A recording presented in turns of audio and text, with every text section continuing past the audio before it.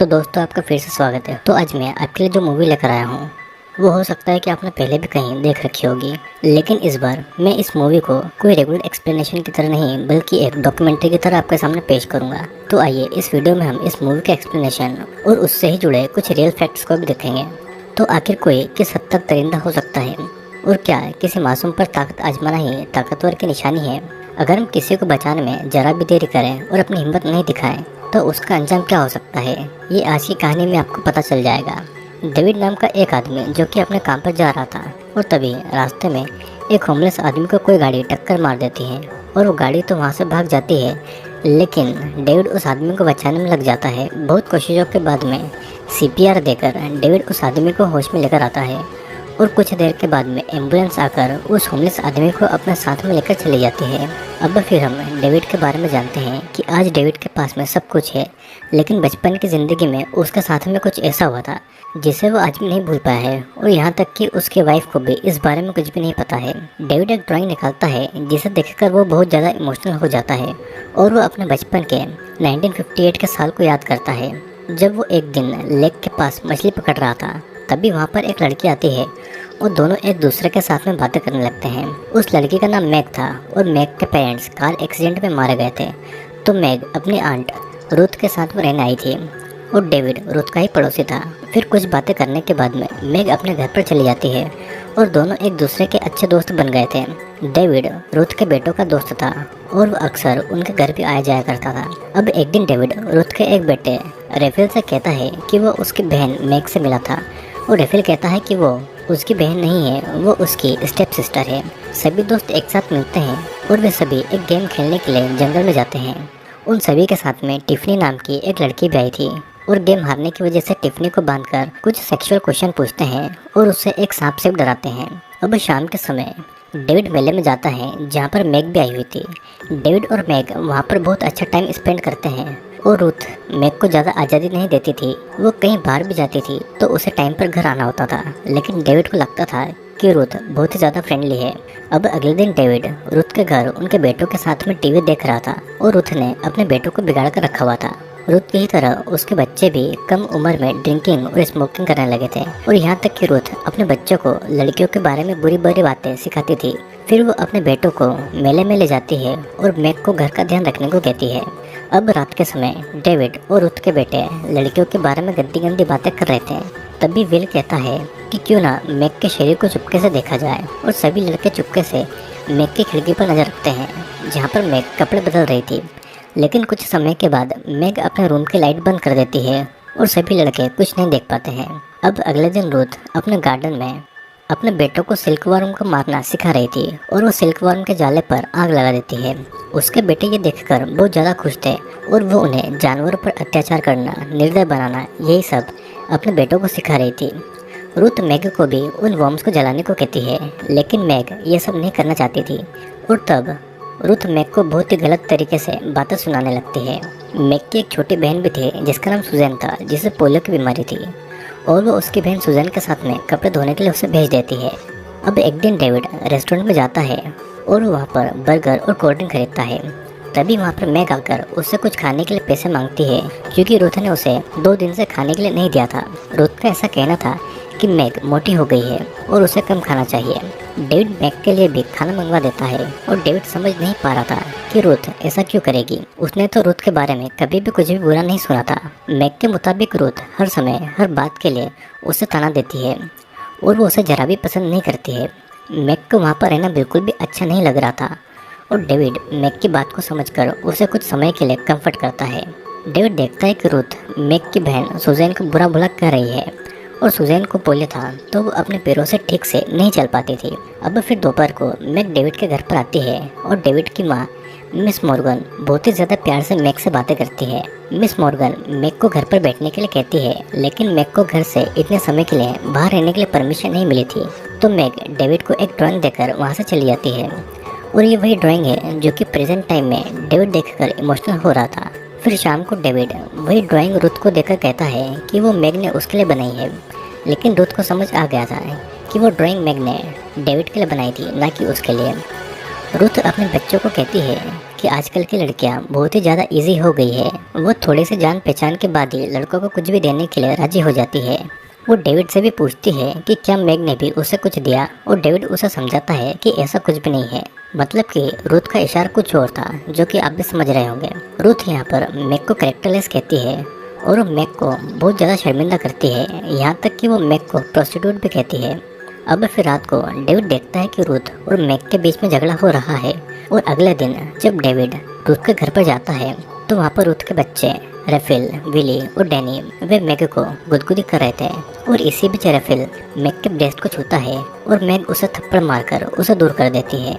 तब Willie Suzanne को अलमारी से बाहर निकालता है और तभी वहाँ पर रूथ आती है और सुजैन से पूछती है कि मैग ने रेफिल को थप्पड़ क्यों मारा। सुजैन कहती है कि गलती रेफिल की है, और तब रूथ सुजैन को बिस्तर पर लिटाकर उसके अंडरगारमेंट्स उतारकर वो छोटी सी बच्ची के प्राइवेट पार्ट पर उसे मारती है। ये देखने के बाद में डेविड भी सहम गया था, और अपनी बहन की ऐसी हालत देखकर मैग दौड़कर वहाँ पर आती है। रूथ उसे कहती है कि अगर उसने फिर से कभी लड़कों पर हाथ उठाया तो उसकी बहन को ही सजा मिलेगी, और यहाँ तक कि रूथ मैग की माँ की रिंग भी छीन लेती है। रूथ डेविड को भी समझा देती है कि वो उसके घर के मामलों को कहीं भी नहीं बताए, और डेविड डर के वहाँ से भाग जाता है। अब अगले दिन रेफिल और डेविड मेले में जाते हैं, और वहाँ पर वो देखते हैं कि मैग एक पुलिस वाले से बातें कर रही है। फिर वे लोग घर पर आते हैं और विली मैग को थप्पड़ मारता है क्योंकि वो पुलिस वाले से बातें कर रही थी। रूथ मैग को कहती है कि उसे यहाँ से ले जाने के लिए कोई नहीं आएगा, और पुलिस भी उसका साथ नहीं देगी क्योंकि किसी को भी उसकी कोई फिक्र नहीं है। रूथ को किसी भी पुलिस वाले से डर नहीं लगता है। फिर वो मैग और सुजैन को रूम में जाने को कहती है, और उसके जाने के बाद में रूथ डेविड को बियर की कैन देती है और उसे कहती है कि वो अपने फादर को न बताए कि उसने ये किसने दिया है। अब अगली सुबह डेविड, विली और डैनी कार साफ कर रहे थे, और विली और डैनी ये बातें करते हैं कि मैग के साथ में कैसे गेम खेला जाए। डेविड भी सारी बातें सुन रहा था, तो डेविड अपने फादर से परमिशन मांगता है ताकि वो रात के समय रूथ के घर रुक जाए। वो पहले भी लड़कों के साथ में रात को एक साथ रह चुका था, लेकिन अब वहाँ पर 2 लड़कियाँ भी थी जिनका नाम था सुजैन और मैग, और इसीलिए डेविड की माँ उसे परमिशन नहीं देती है। लेकिन डेविड को ज़्यादा जिद करने पर उसके फादर उसे वहाँ जाने के लिए बोल देते हैं। रात को डेविड रूथ के घर पर जाता है, लेकिन घर पर कोई नहीं था। तब डेविड बेसमेंट पे जाता है जहाँ पर रूथ और उसके सभी बेटों ने मिलकर मैग को वहाँ पर कुछ किताबों के ऊपर बांधकर खड़ा रखा था। मैग की आंखों पर पट्टी बंधी हुई थी, और रेफिल एक बुक को हटाता है ताकि मैग को खड़े होने में तकलीफ हो। उसके दोनों हाथ बंधे हुए थे और मैग के हाथों में बहुत ज़्यादा दर्द हो रहा था।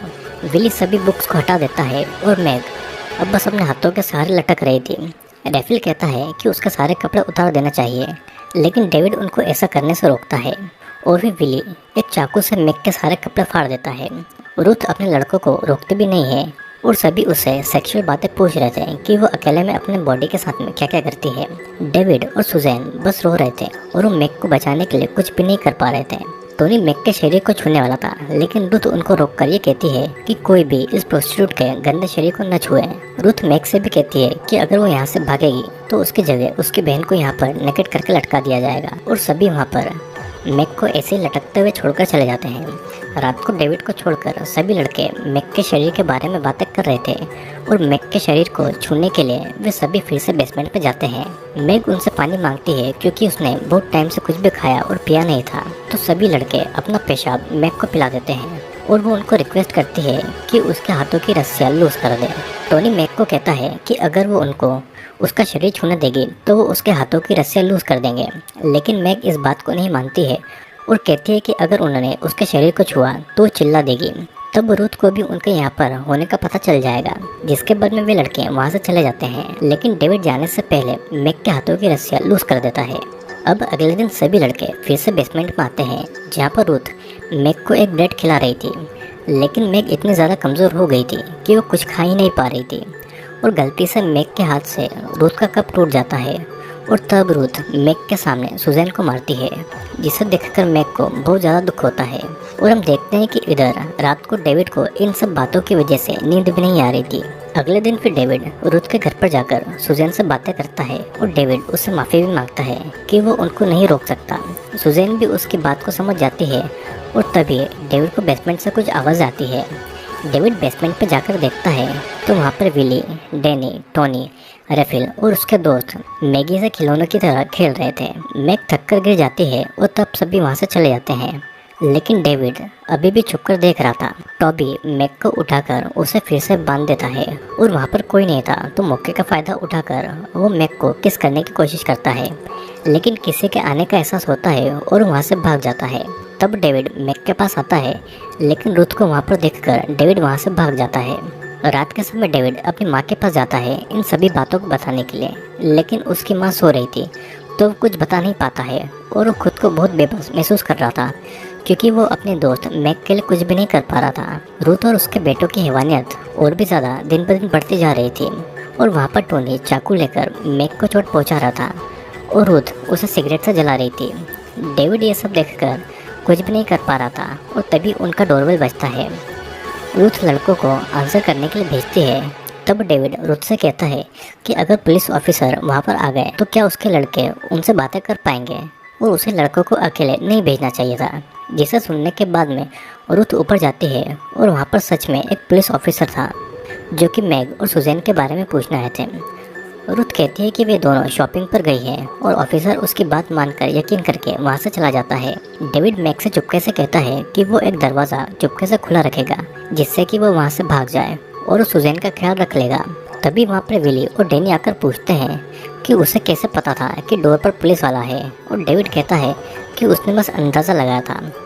अब रात के समय डेविड चुपके से मैग के पास जाकर उसके हाथ की रस्सियाँ खोल देता है और उसे एक चाकू देता है अपनी सेफ्टी के लिए, और उसे कहता है कि उसने उसी लेक के पत्थर के नीचे पैसे रखे हैं। उसने वो पैसे मैग के लिए ही इकट्ठे किए हैं जिससे कि वो वहाँ से भाग जाएगी। रात को घर आने के बाद में डेविड ये उम्मीद कर रहा था कि मैग उस नरक से भाग गई होगी, लेकिन वो सुबह जाकर देखता है तो वहाँ पर पैसे अभी भी पड़े थे। वो समझ जाता है कि मैग वहाँ से नहीं भाग पाई है और फ़ौरन रूथ के घर पर जाता है। वहाँ पर रेफेल डेविड को बेसमेंट में ले जाता है। बेसमेंट पर रूथ अपने बेटे विली से मैग का रेप करवा रही थी। रूथ के बाकी के लड़के और उनके दोस्त ये सब देख रहे थे। डेविड रूथ को यह सब करने से रोकता है, लेकिन रूथ और उसके लड़के कहाँ रुकने वाले थे। रूथ आगे कहती है कि मैग ने कल रात को भागने की कोशिश की थी और किसी ने वहाँ का दरवाज़ा भी खुला छोड़ दिया था और इसीलिए मैग को सज़ा तो मिलेगी। टोनी मैग का रेप करना चाहता था, लेकिन रूथ डेविड को कहती है मैग का रेप करने के लिए, लेकिन डेविड अपने दोस्त मैग का रेप नहीं करना चाहता था और वो वहाँ से जाना चाहता था। रेफिल और टोनी उसे पकड़ लेते हैं और रूथ एक पिन को आग में गर्म करके मैग के शरीर पर गालियाँ लिख रही थी और जलने के ये निशान अब कभी भी नहीं मिटने वाले थे और वो जिंदगी भर मैग के शरीर पर रहने वाले थे। रूथ ने यह सब इसलिए किया था ताकि मैग किसी भी लड़के के साथ में कभी भी ज़िंदगी में शादी नहीं कर पाए और कोई भी उसके क्लोज नहीं आ पाए। अब रूथ मैग के प्राइवेट पार्ट को जलाने वाली थी और ये सुनकर डेविड वहाँ से भागने की कोशिश करता है, लेकिन रूथ के लड़के आकर उसे पकड़कर उसे बहुत मारते हैं और उसे बांध कर रख दिया जाता है।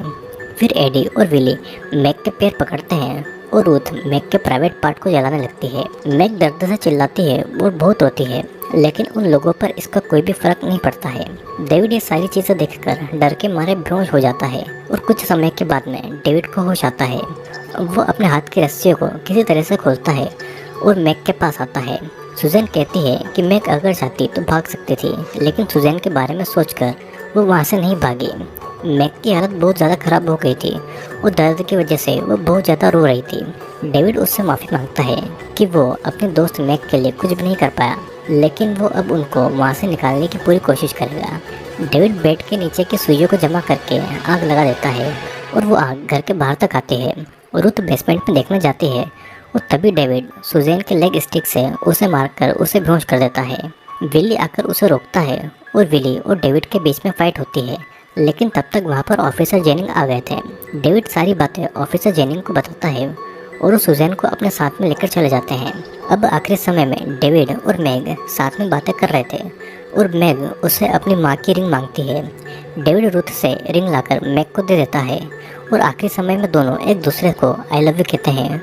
मैग डेविड को आई लव यू बोलती है और बोलते बोलते ही वो अपना दम तोड़ देती है और वो इस दुनिया और दर्द से मुक्त होकर चली जाती है, जिसके बाद में डेविड उसे हक करके बहुत ज़्यादा रोता है।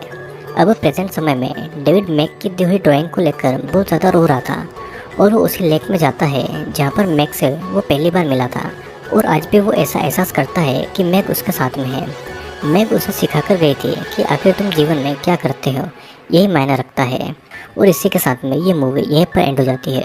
दोस्तों, जैसा कि आपको मूवी के थंबनेल में ये पता चल ही गया होगा कि ये मूवी रियल इंसिडेंट पर बेस्ड है, तो मैं आपको बता देता हूँ कि मूवी में जो मैग थी वो असल में सिल्विया लैंकन्स थी। सिल्विया का जन्म 3 जनवरी 1949 में हुआ था और उसे अपने माँ बाप के डिवोर्स के बाद में अपनी आंटी ग्रेट्यूड बेंस्की को सौंप दिया गया। ग्रेट्यूड ने अपने 7 बेटों के साथ में मिलकर उसे बुरी तरीके से टॉर्चर किया और उसे बहुत मारा। वो अपने बेटों के साथ में मिलकर उसे सेक्सुअली हैरेस करती थी, उसे ह्यूमिलेट भी करती थी और उसे मारती और जलाती भी थी। सिल्विया को काफ़ी दिनों तक खाना नहीं दिया जाता था। सिल्विया को ज़बरदस्ती ह्यूमन वेस्ट यानी कि उसे मलमूत्र खिलाया पिलाया जाता था और यहाँ तक कि सिल्विया की बॉडी पर जलाकर ये लिख दिया गया था, I am prostitute and I am proud of it. Sylvia को इतना ज़्यादा ट्रॉमा हुआ था कि उसे इंटरनल ब्लीडिंग होने लग गई थी, जिस वजह से सिल्विया मारी गई। और जब सिल्विया का पोस्टमार्टम हुआ तो पता चला कि उसके शरीर पर 150 से भी ज़्यादा घाव थे। सिल्विया के साथ में जब ये सब कुछ हो रहा था तो उसकी उम्र मात्र 16 साल की थी। तो आप सोच सकते हैं कि उसने इतनी छोटी उम्र में क्या क्या झेला होगा। और सिल्विया तो क्या, कोई भी लड़की ऐसा कभी भी डिजर्व नहीं करती है। सिल्विया की मौत का कारण था टॉर्चर के चलते शॉक, सबड्यूरल हीमोटोमा मतलब कि इंटरनल ब्लीडिंग, माल न्यूट्रिशन मतलब कि उसे बुखार रखा गया था।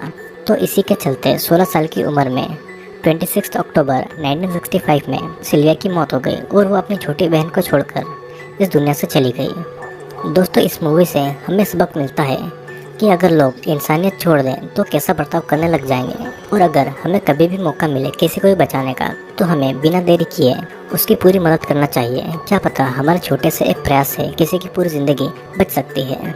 दोस्तों, मैं आशा करता हूँ कि आपको ये वीडियो ज़रूर पसंद आया होगा।